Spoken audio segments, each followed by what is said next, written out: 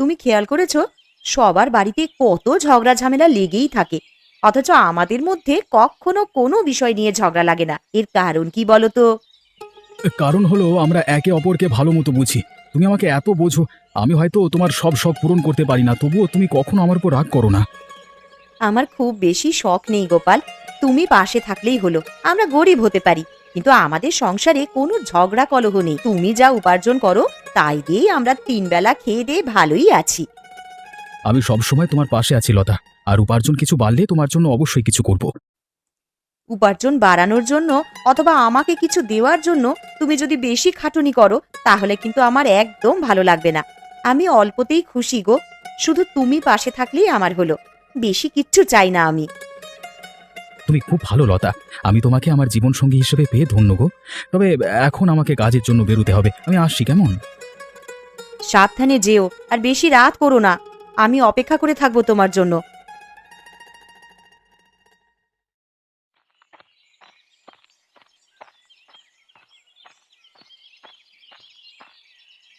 তা খগেন, গ্রামের কি অবস্থা? গ্রামের ব্যাপারে বলো, কার ঘরে কি চলছে? গ্রামের ঘরে ঘরে ঝগড়া ঝগড়া, যেদিকে তাকাই সেদিকে এই। অবশ্য ব্যতিক্রম আছে গোপালের বাড়ি। গোপালের বাড়ি? কেন, তার বাড়িতে ঝগড়া হয় না কেন? না, গোপাল গরিব হতে পারে কিন্তু খুব বোঝদার। তার বউ লতাও তেমনি, একে অপরকে খুব বোঝে। গ্রামের সব বাড়িতে যদি ঝগড়া লেগে থাকে তখন গোপালের বাড়ি শান্তিপূর্ণ থাকবে, এটা তো মেনে নেওয়া যায় না। কি বলিস খগেন? বাবু, আপনি কি আমাকে গোপাল আর লতার মধ্যে ঝগড়া বাঁধাতে বলছেন? মনে তো হয় না গোপাল আর লতার মাঝে কোনোদিন ঝগড়া হবে। যদি গোপাল আর লতার মধ্যে ঝগড়া না লাগাতে পারিস তাহলে অন্তত এমন কিছু কর যাতে ওদের সাংসারিক শান্তি নষ্ট হয়। হ্যাঁ, ওদের শান্তি নষ্ট করা যেতেই পারে। ওই গোপাল একটা গরিব, অথচ এই গরিবের মধ্যেও কি সুন্দর শান্তিপূর্ণ বসবাস করে। এটা আমার নিজেরও মোটেই সহ্য হয় না। তাহলে তো আর দেরি করে লাভ নেই, দ্রুত কাজে লেগে পড় খগেন। একটা বুদ্ধি বের কর আর ওই গোপাল গরিব গোপালের সুখ শান্তির জীবন তছনছ করে দে। একদম অবিনাশবাবু, আপনি চিন্তা করবেন না। এমন কাজ করব যে গোপালের শুধু যে শান্তি নষ্ট হবে তা নয়, সাথে এই গ্রামেও থাকবার ইচ্ছে শেষ হয়ে যাবে।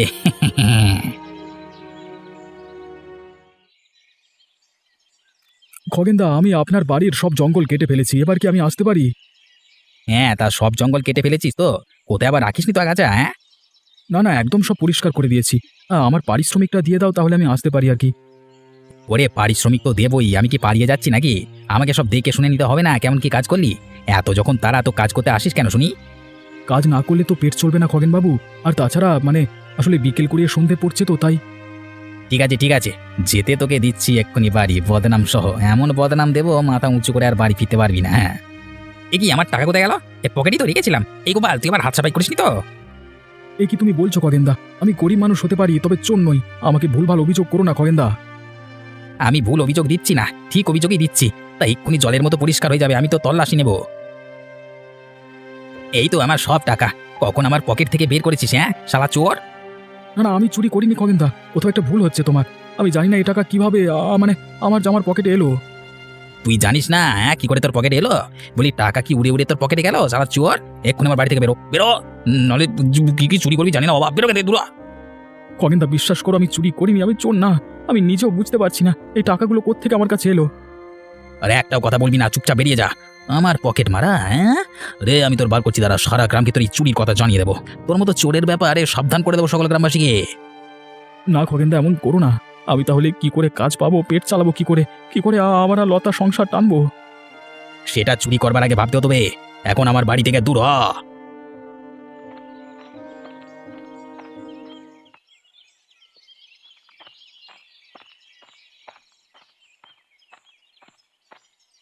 কি গো, আজ এত দেরি হলো ফিরতে? মুখটা এমন শুকিয়ে আছে কেন? কি হয়েছে? আমি নিজেও বুঝতে পারছি না কোথা থেকে কি হয়ে গেল। আমি খগেনদার বাড়ি জঙ্গল কাটতে গেছিলাম। তো সেখানে এমন কি হলো? আমার খুব চিন্তা হচ্ছে, তাড়াতাড়ি বলো। আমি কাজ শেষ করে যখন আমার পারিশ্রমিক চাই, তখন খগেনদা তার পকেটে টাকা খুঁজে না পেয়ে আমার আমার জামায় তল্লাশি করে। ও কি, খগেনদা তোমাকে চোর বদনাম দিল? আমি জানি তুমি পরিশ্রমী, সৎ। তুমি কখনো চুরি করতে পারো না। আমি জানি না কি করে খগেনদার টাকা আমার পকেটে এসে গেল। খগেনদা আমাকে যে শুধু চোর সাব্যস্ত করলো তাই না, সাথে গ্রামে এটা রটিয়ে দিল। এখন না আমি কোথাও কাজ পাবো, না মুখ তুলে বাঁচতে পারবো এই গ্রামে। তা তোমার পকেটে টাকা গেল কি করে?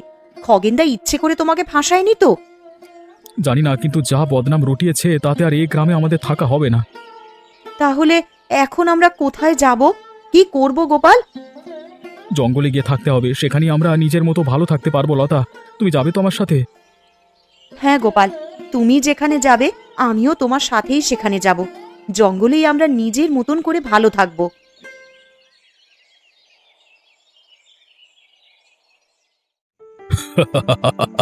বাহ খগেন বাহ, তোর কথার তো বেশ দাম আছে। যেমন কথা দিলি তেমনই তো কাজ করলি। এই যে আপনি আমাকে দেখেন, এই জন্যই তো আমি আপনার কথা মতো সব কাজ করি। তুই যেভাবে গোপালকে অপদস্থ করে শান্তি নষ্ট করলি তাতে আমি বুঝে গেছি তোকে আমি আমার বাম হাত বানিয়ে কোনো ভুল করিনি। অবিনাশ বাবু, আপনি নিশ্চিত থাকুন, আমি কখনো আপনাকে নিরাশ করব না। তা খগেন, সুরাপান তো অনেক হলো, এবার একা একা বাড়ি ফিরতে পারবে তো? আরে হ্যাঁ হ্যাঁ, এই সেই কোন বয়স থেকে আপনার সাথে সুরাপান করছি, আমি ঠিক বাড়ি চলে যেতে পারবো।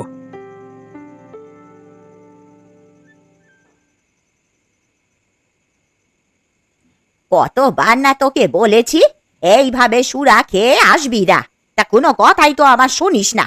বলি রোজ সুরা খাওয়া কি ভালো? শরীর খারাপ হয় জানিস না? এই বুড়ি, বেশি কথা বলবে না। আমার টাকা আমি সুরা খাবো না বিষ খাবো সেটা সম্পূর্ণ আমার ব্যাপার, এই নিয়ে বেশি না করাতে যাও না রে।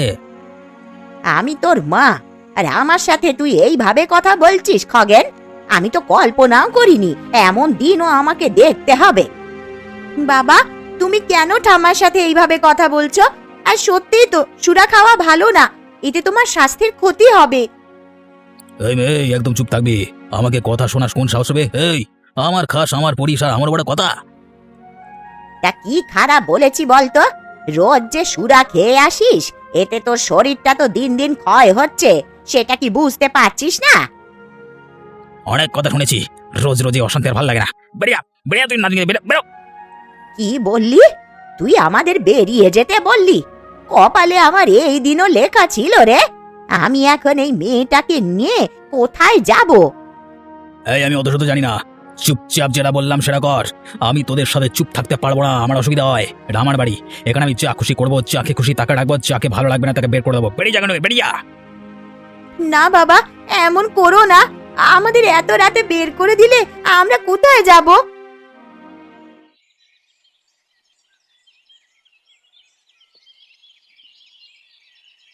গোপাল কাকা, তুমি যদি আমাকে আর দিদাকে তোমার বাড়িতে আশ্রয় না দিতে, তাহলে যে আমরা এখন কোথায় যেতাম আর কি করতাম জানি না গো। সত্যি, পূজা ঠিকই বলেছে। আমার নিজের ছেলেই তো আমাকে তাড়িয়ে দিল। সে সুরা পানে এতই মগ্ন যে নিজের মা আর মেয়ের ওপরেও কোনো মায়া করলো না। রাত্রিবেলা এইভাবে কেউ নিজের মা মেয়েকে ঘরছাড়া করতে পারে? আমি তো কল্পনাও করতে পারি না। খগেন তো আমাকেও মিথ্যে চোরের অপবাদ দিয়ে গ্রাম ছাড়া করলো। তারপর আমি আর লতা এসে এই জঙ্গলে বসবাস শুরু করলাম। আমার ছেলে তোর সাথে এত অন্যায় করা সত্ত্বেও তুই আমাকে আর পূজাকে তোর কাছে আশ্রয় দিলি। দেখবি তোর খুব ভালো হবে। আর আমি খগেনের মা হয়েই বলছি, ও একদিন ঠিক ওর পাপের শাস্তি পাবে। খগেনকে তোর আর আমার কাছে একদিন ফিরতেই হবে। সত্যি কথা বলতে আমি কোনো প্রতিশোধ কামনা করিনি। আমি খালি শান্তিপূর্ণভাবে বাঁচতে চাই, যা এখন এই জঙ্গলে করতে পারছি আমি। হ্যাঁ বুড়িমা, এখানে আমরা নিজেরাই ধান, গম ইত্যাদি শস্য, এছাড়া সবজি, মাছ চাষ করি। নিজেদের ঘর বানিয়েছি। পূজাকে আর তোমাকে আমাদের সাথে পেয়েছি। আমরা এখানেই ভালো আছি। সত্যি গোপাল আর লতা, তোমাদের কোনো তুলনাই হয় না। তোমরা সত্যি খুব ভালো।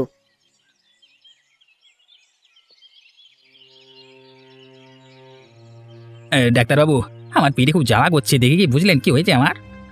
তোমার পেটের ভেতর একটা মারাত্মক রোগ হয়েছে, তাই এত জ্বালা। কেন আমার পেটে এই রোগ হলো বলুন তো? কি করে সারবে এই রোগ? অতিরিক্ত সুরাপানের জন্যই রোগ হয়েছে তোমার। এই রোগ সারানো যায় না। তোমার হাতে খুব বেশি দিন নাই খগেন। এ কি বলছেন আপনি ডাক্তারবাবু? এ কোনো ওষুধ তো হবেই। এই রোগ নিরাময়ের কোনো ওষুধ নেই। তবু তুমি যদি চাও শহরে গিয়ে কোনো বড় ডাক্তার দেখাতে পারো।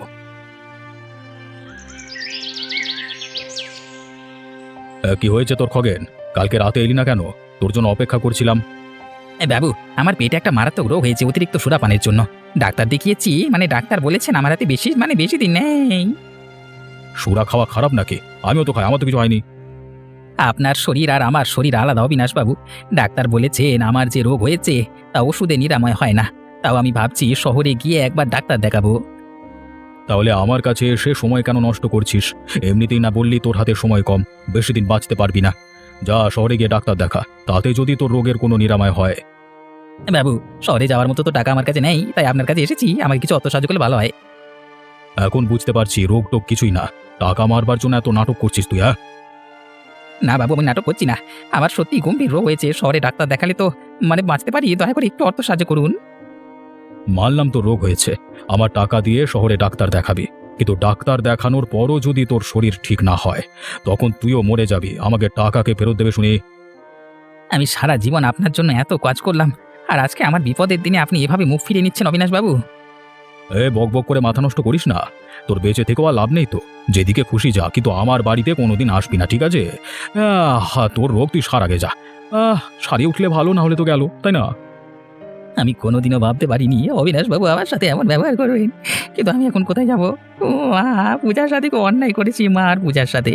কিন্তু মা এখন আমাকে আশ্রয় দেবে, আমার সেবা করবে, আর আমি মায়ের কাছে যাব। মা ঠিক আমাকে ক্ষমা করে দেবে।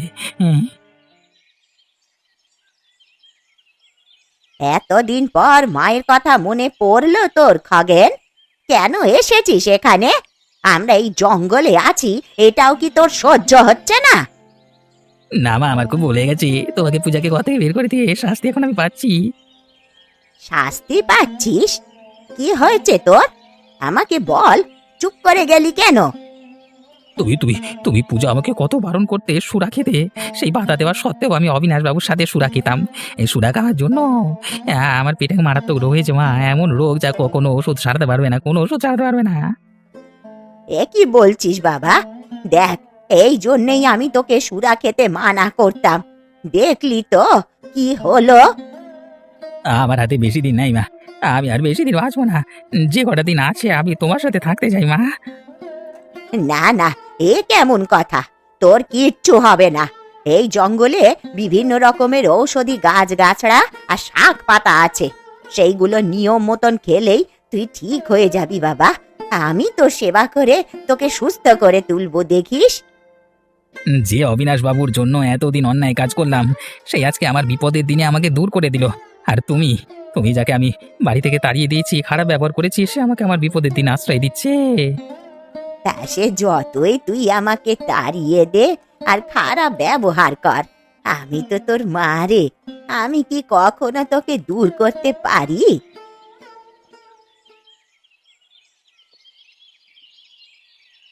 কি খগেন, বুড়িমার সেবায় তো তুই একদম সুস্থ হয়ে গেছিস। বুড়িমার হাতে জাদু আছে বলতে হবে। হ্যাঁ রে গোপাল, মায়ের হাতে সত্যিই জাদু আছে। যেখানে ডাক্তার বলেছিল এ রোগের নিরাময় হয় না, সেটা মা জঙ্গলের গাছগাছালি দিয়ে নিরাময় করে দিল বল।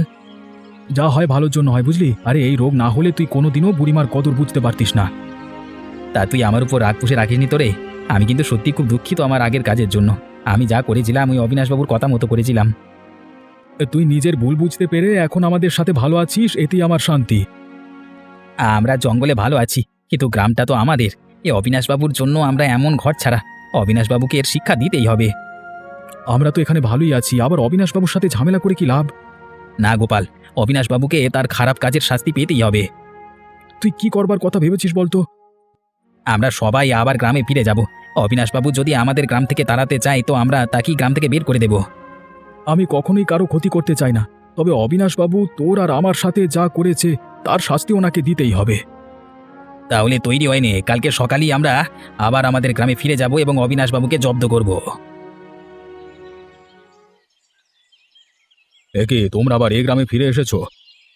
আর খগেন, তুই না বলেছিলিস তোর কি রোগ হয়েছে পেটে? তুই তো একদম সুস্থই আছিস।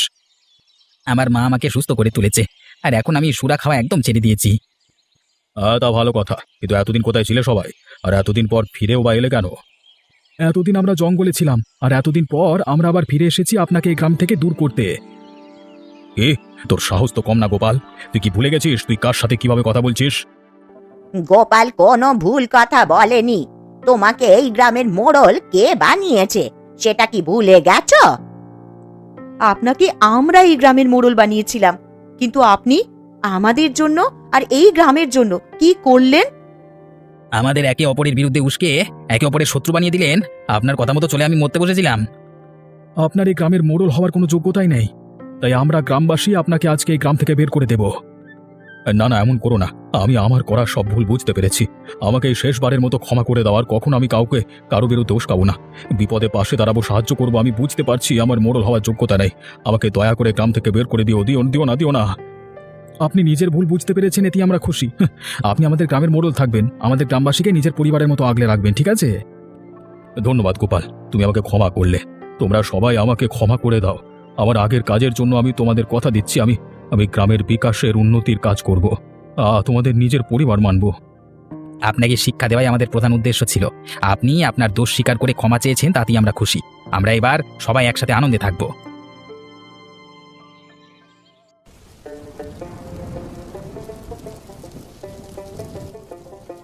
অবিনাশবাবু, খেয়ে দেখুন আমার মায়ের হাতে তৈরি চিকেন কষা কেমন হয়েছে বলুন। খেলাম তো, অসাধারণ। আমি আমার ভাষা হারিয়ে ফেলেছি। কতদিন পর আমরা সবাই একসাথে, খুব ভালো লাগছে। আমরা যেন সব সময় এমনই একসাথে থাকতে পারি। আমি যা যা করেছি তারপরও তোমরা আমাকে ক্ষমা করে আমাকে সঙ্গে নিয়ে দাওয়াত করছো। গ্রাম ছাড়া করনি, সত্যি তোমাদের মন অনেক বড়। অবিনাশবাবু, আর পুরনো কথা ভেবে মন খারাপ করবেন না। এখন খাবারগুলো স্বাদ নিন মন ভরে, বুঝলেন? হ্যাঁ, ঠিক বলেছ গোপাল। আমি এই গ্রামের মোড়ল হিসেবে আজকে গর্ববোধ করছি। তোমাদের মতো ভালো মানুষ আমার গ্রামে থাকে। আচ্ছা আচ্ছা, অনেক কথা হয়েছে। এইবার সবাই মন দিয়ে খাবারগুলো খাও।